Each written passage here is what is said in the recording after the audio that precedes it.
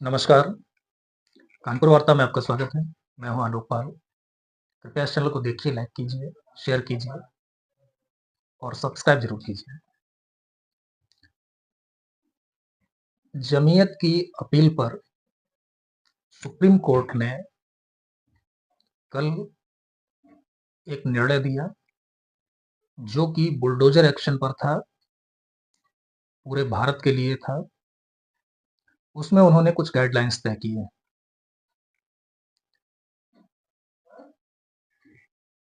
Supreme court ने कहा है कि किसी भी अपराधी के प्रति अधिकारी बुलडोज़र एक्शन के तहत जज के रूप में कोई फैसला नहीं ले सकते। यानी कि उनका कहने का तात्पर्य यह था कि अगर कोई अपराधी किसी अपराध में संलिप्त है, तो उसके मकान, उसकी दुकान या जो अन्य संपत्ति है, जो भवन के रूप में है, उसको आप तोड़ नहीं सकते।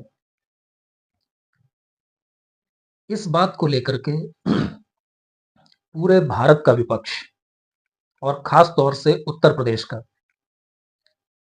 वो योगी को निशाने पर ले रहा है। तो पहली चीज तो ये है कि ये निर्णय किसी ऐसे मसले पर नहीं आया है जिसमें योगी आदित्यनाथ के खिलाफ कोई याचिका दायर की गई हो। ये एक कॉमन याचिका थी जो जमीयत की तरफ से, जमीयत जो कि मुसलमानों के उलेमाओं का संगठन है, उसकी तरफ से सुप्रीम कोर्ट में दायर की गई थी और ये पूरे भारत को लेकर के थी। उनका तर्क था कि भाजपा शासित राज्यों में अल्पसंख्यकों को बुलडोजर एक्शन से प्रताड़ित किया जा रहा है। अब जो कोर्ट ने निर्णय दिया है वो ये है कि आप किसी भी ऐसी संपत्ति को डिमोलिश करने से पहले नोटिस इशू करेंगे, उसको जवाब देने का मौका देंगे और उसके बाद ही इस तरह का कोई एक्शन लेंगे।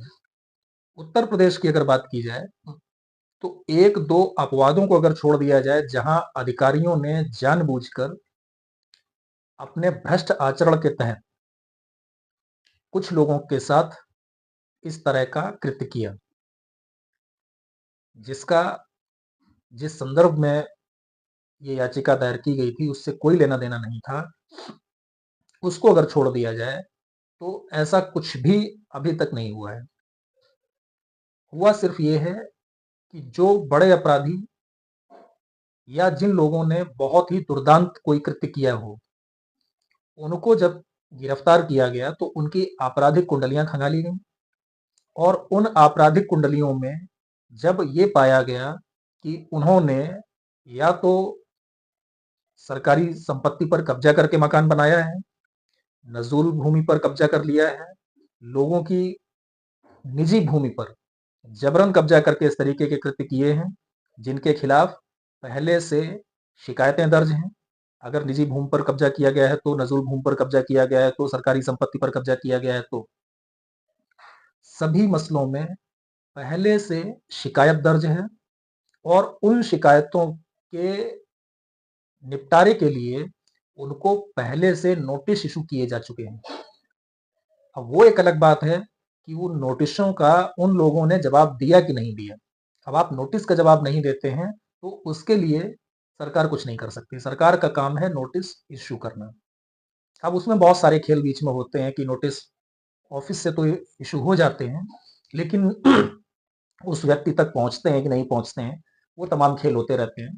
तो उस पर अभी बात नहीं करनी, लेकिन तकनीकी रूप से उन लोगों के अगेंस्ट नोटिस इशू किए जा चुके होते हैं और ये नोटिस प्राय काफी समय पहले से इशू किए जा चुके होते हैं और कई नोटिस इशू किए जा चुके होते हैं और फिर एक अंतिम चेतावनी उनको दी जाती है 24 घंटे की और उसके बाद 24 घंटे 48 घंटे जो भी समय दिया जाता है, एक नोटिस उनके दरवाजे पर चस्पा कर दिया जाता है और फिर उस प्रॉपर्टी को डिमोलिश किया जाता है।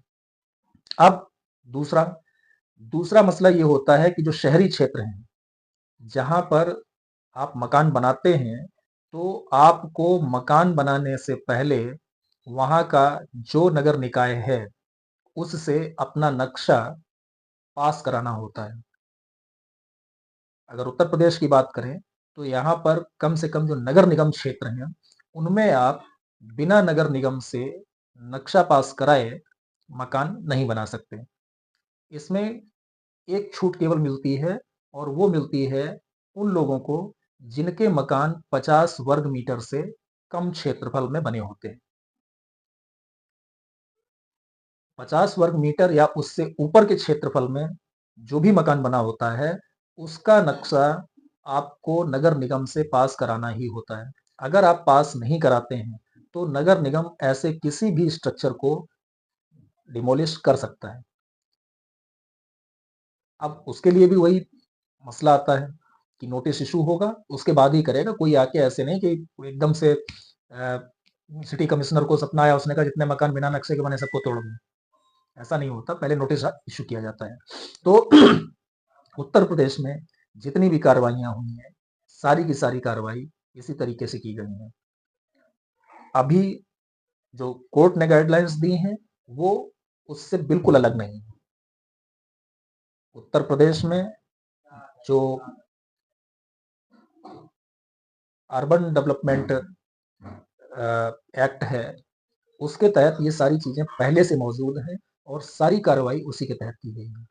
तो सुप्रीम कोर्ट का जो फैसला आया, उस फैसले में कहीं भी किसी ने भी ये नहीं कहा कि सरकार,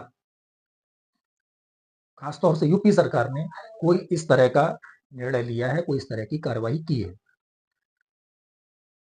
अब जो बयान आ रहे हैं, खासतौर से विपक्ष के नेताओं के, जिनमें से सबसे मुखर अखिलेश यादव हैं, उन्होंने कहा कि ब्रेक लग गया बुलडोजर बाबा पर। तो बुलडोजर बाबा पर ब्रेक नहीं लग गया है, केवल सुप्रीम कोर्ट ने कुछ गाइडलाइंस इशू कर दिए हैं और उन गाइडलाइंस को फॉलो करना है।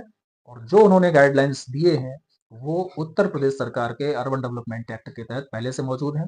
और जो क्रिमिनल केसेज है, जहां पर अतिक्रमण का मामला है, उसको तो सुप्रीम कोर्ट पहले ही कह चुका है कि हम अतिक्रमण की किसी भी कार्रवाई को संरक्षण नहीं देंगे। जब सुप्रीम कोर्ट ने याचिका स्वीकार की थी, तभी ये बात कही थी कि हम अतिक्रमण की किसी भी घटना को संरक्षण नहीं देंगे।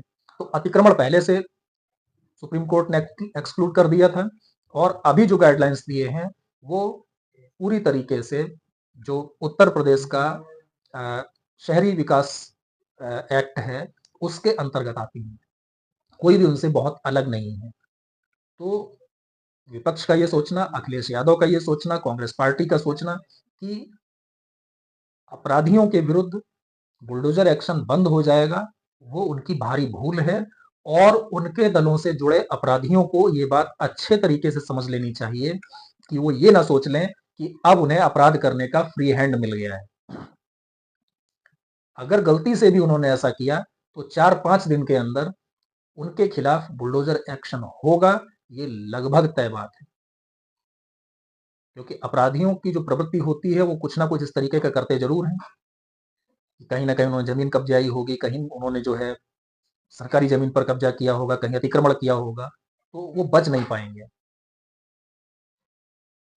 तो मुझे लगता है कि ये विपक्ष का दिवा स्वप्न है कि कम से कम उत्तर प्रदेश में बुलडोजर एक्शन पर कोई रोक लगाई गई है। आज की वार्ता में इतना ही। आपसे एक बार फिर से अनुरोध है कि कृपया इस चैनल को सब्सक्राइब जरूर कीजिए। बहुत बहुत धन्यवाद। नमस्कार।